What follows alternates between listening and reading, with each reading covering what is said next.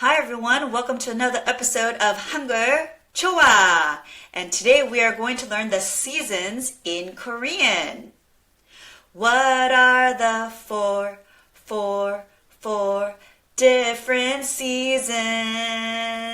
What are the four seasons in Korean? I'll tell you the four seasons in Korean. The seasons are 봄, 여름, 가을, and 겨울. Let's do that again. What are the four different seasons? What are the four